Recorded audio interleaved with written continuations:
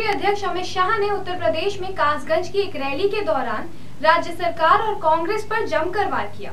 शाह ने कहा कि राहुल बाबा हमारी 2 साल की उपलब्धियों पर सवाल खड़े कर रहे हैं। हमने देश को बोलने वाला पीएम दिया है। इससे पहले 10 साल तक सिवाय सोनिया और राहुल के किसी ने भी पीएम की आवाज तक नहीं सुनी थी। शाह ने कहा कि यूपीए सरकार में न्याय के साथ भ्रष्टाचार हुआ। अंतरिक्ष और आसमान से लेकर समुद्र तक हर जगह यूपीए सरकार ने भ्रष्टाचार ही किया है। अमित शाह उत्तर प्रदेश के कासगंज में कार्यकर्ताओं को संबोधित कर रहे थे। उन्होंने कहा कि अगर मोदी सरकार पूरे बहुमत के साथ काम कर रही है तो सिर्फ यूपी की वजह से। उन्होंने कहा कि विपक्षी हम पर इसलिए हमले कर रहे हैं क्योंकि हम अपने 2 साल की उपलब्धियां बता रहे हैं। उन्होंने कहा कि अखिलेश बाबू बताएं कि उन्होंने बीते 5 साल में किया क्या है। उन्होंने जो युवाओं को लैपटॉप देने का वादा किया था उसका क्या हुआ? क्या उत्तर प्रदेश में लोगों को 24 घंटे बिजली मिल पा रही है? मथुरा हिंसा को लेकर विपक्ष खासकर बीजेपी के निशाने पर आई सत्तारूढ़ सपा ने 6 जून को पलटवार किया है। जवाहर बाग में कथित रूप से नक्सलियों की मौजूदगी की सूचना राज्य सरकार से साझा न करने का आरोप लगाते हुए पार्टी गृह मंत्री राजनाथ सिंह का इस्तीफा मांगा गया है। सपा के वरिष्ठ नेता और पूर्व मंत्री अंबिका चौधरी ने लखनऊ में आयोजित प्रेस कॉन्फ्रेंस में आरोप लगाया कि बीजेपी अपने पुराने चरित्र के मुताबिक लाशों पर राजनीति कर रही है। उन्होंने कहा कि बताया जा रहा है कि जवाहर बाग में झारखंड, छत्तीसगढ़, मध्य प्रदेश और उड़ीसा से आए नक्सली रह रहे थे। जाहिर है कि केंद्र के खुफिया तंत्र को भी यह मालूम होगा। आखिर उसने यह जानकारी राज्य सरकार के साथ क्यों साझा नहीं की? इस नाते केंद्रीय गृह मंत्री राजनाथ सिंह को इस्तीफा देना चाहिए। चौधरी ने सीधा आरोप लगाते हुए कहा है कि केंद्रीय गृह मंत्री के परिजन ग्रेटर नोएडा के बिसहाड़ा गांव में हालात बिगाड़ने की कोशिश में शामिल हैं। वे वहां महापंचायत की साजिश कर रहे हैं। दूसरों पर सवाल उठाने से पहले अपने गिरेबान में झांकना चाहिए।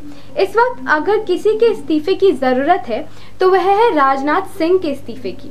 उन्होंने कहा कि दिल्ली बीजेपी के प्रवक्ता अश्विनी उपाध्याय ने जवाहर बाग कांड की सीबीआई जांच के आदेश देने की आग्रह वाली याचिका दायर की है। दरअसल बीजेपी अशांति और अराजकता को मजबूत कर रही है। चौधरी ने कहा कि राज्य सरकार ने केंद्र को मथुरा हिंसा की तथ्यात्मक रिपोर्ट भेजी है। जांच में पता लगेगा कि अवैध कब्जेदारों को वित्तीय सहायता कौन दे रहा था और साथ ही बाकी खुलासे भी होंगे।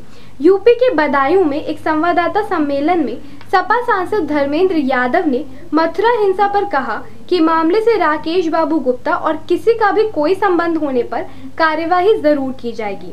मायावती द्वारा इस मामले में सीबीआई जांच की मांग पर यादव ने कहा कि मायावती को अपना दौर याद करना चाहिए जब सीएमओ की हत्या हुई थी। निषेधाज्ञा का उल्लंघन करते हुए लंधोरा में प्रवेश करने की कोशिश करने के दौरान उत्तराखंड के पूर्व मुख्यमंत्री रमेश पोखरियाल निशंक और पार्टी के 4 विधायकों को पुलिस ने शनिवार को गिरफ्तार कर लिया। रुड़की के लंधोरा में हाल ही में 2 समुदायों के सदस्यों के बीच हुए संघर्ष के मद्देनजर निषेधाज्ञा लागू की गई है। पार्टी विधायक यतीश्वरानंद, संजय गुप्ता, चंद्रशेखर और प्रेमचंद अग्रवाल के साथ हरिद्वार के सांसद निशंक पुलिस और खुफिया अधिकारियों की नजर से बचते हुए सराय और पीतपुरा गांवों से होते हुए लंधौरा के नजदीक रनसुरा पहुंचने में कामयाब हो गए थे, लेकिन पुलिस ने उन्हें लंधौरा में प्रवेश नहीं करने दिया। एसपी प्रमेंद्र ढोभाल और एसपी नवनीत सिंह भुल्लर ने रनसुरा में निशंक के काफिले को रोक दिया और उन्हें सीधे पुलिस लाइन लेकर गए, जहां निजी जमानती मुचलका जमा करने के बाद उन्हें छोड़ दिया गया। निशंक ने पुलिस को घटनास्थल तक जाने के लिए कई घंटे छकाया और एसएसपी को फोन कर धमकी भी दी।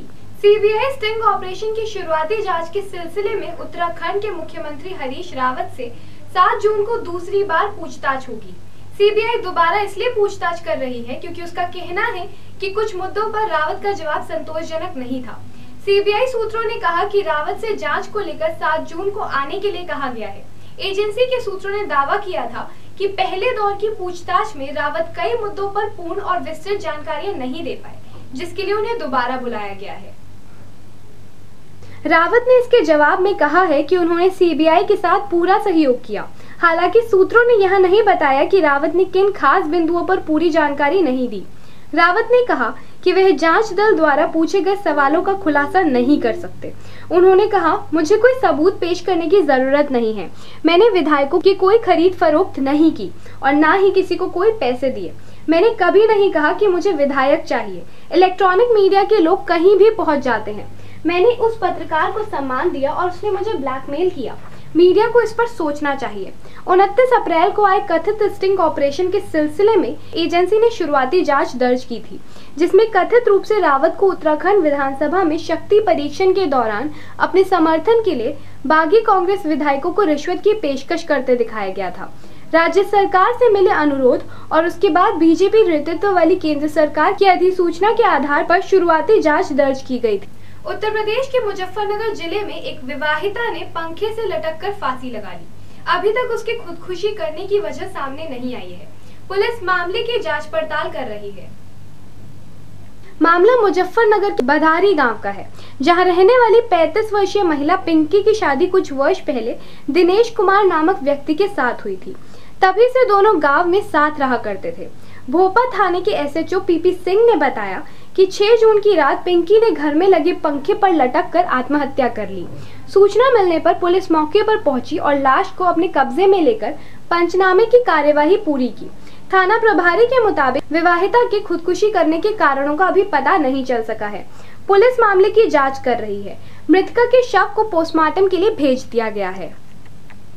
हमारे इस खास शो यूपी उत्तराखंड स्पेशल में अभी के लिए बस इतना ही। समय के साथ चलते रहने के लिए देखते रहिए समाचार टाइम्स 24। धन्यवाद।